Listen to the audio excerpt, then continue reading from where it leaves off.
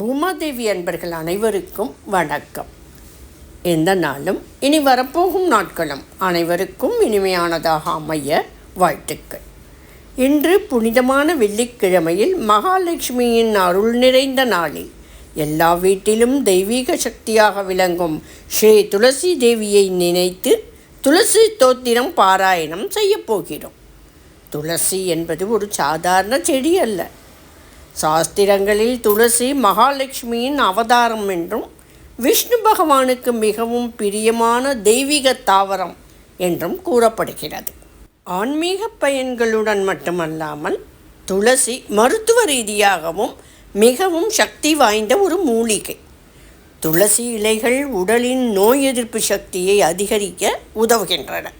சளி, இருமல், காய்ச்சல் போன்றவற்றிற்கு இயற்கையான மருந்தாக பயன்படுகிறது. மன அழுத்தத்தை குறைத்து மன அமைதியை அளிக்கிறது. உடலை சுத்தப்படுத்தி சுவாச மண்டல ஆரோக்கியத்தை மேம்படுத்துகிறது.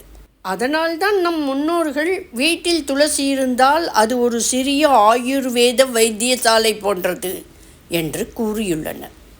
இவ்வளவு புனிதமும் ஆரோக்கியமும் தரும் ஸ்ரீ துளசி தேவியை மனதார நினைத்து இப்போது நாம் துளசி ஸ்தோத்திரத்தை பக்தியுடன் பாராயணம் செய்வோம். துளசி தேவி ஸ்தோத்திரம்.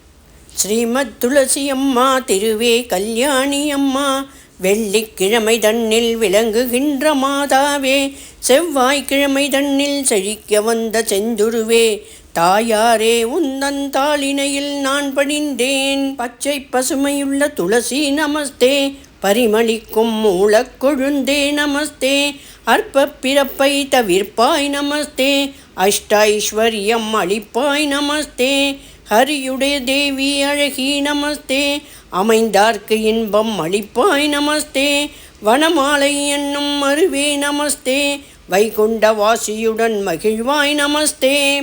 அன்புடனே நல்லரும் துளசி கொண்டு வந்து மண்ணின் மேல் நட்டு மகிழ்ந்து நல்ல நீரூற்றி முற்றத்தில் தான் வளர்த்து முத்துப்போல் கோலமிட்டு செங்காவி சுற்றுமிட்டு திருவிளக்கும் ஏற்றி வைத்து பழங்களுடன் தேங்காயும் தாம்பூலம் தட்டில் வைத்து புஷ்பங்களை சொரிந்து பூஜித்த பேர்களுக்கு என்ன பலன் என்று ரிஷிகேஷர் தான் கேட்க மங்களமான துளசி மகிழ்ந்து தானே உரைப்பாள்.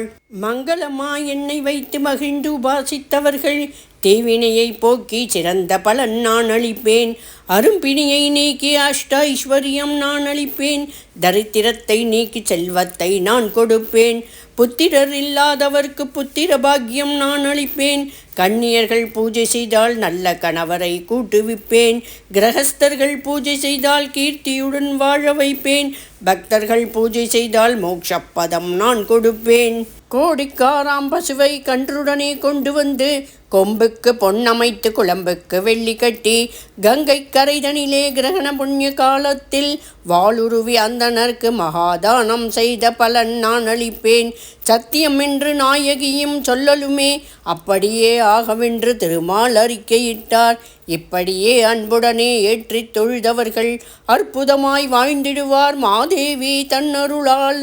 தாயே ஜெகன்மாதா அடியாள் செய்கின்ற பூஜையை ஏற்றுக்கொண்டு அடியார் செய்த சகல பாவங்களையும் மன்னித்து காத்து ரட்சித்து கோரும் வரங்களை கொடுத்து அனுக்கிரகம் செய்ய வேண்டும் துளசி மாதாவே.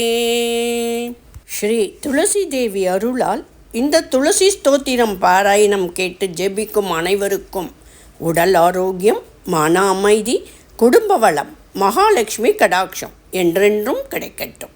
வெள்ளிக்கிழமையன்று துளசி தேவியை வழிபட்டு ஒரு தீபம் ஏற்றி இந்த ஸ்தோத்திரத்தை பாராயணம் செய்தால் வீட்டில் ஐஸ்வர்யமும் ஆனந்தமும் நிலைத்து நிற்கும் என்று சாஸ்திரங்கள் கூறுகின்றன.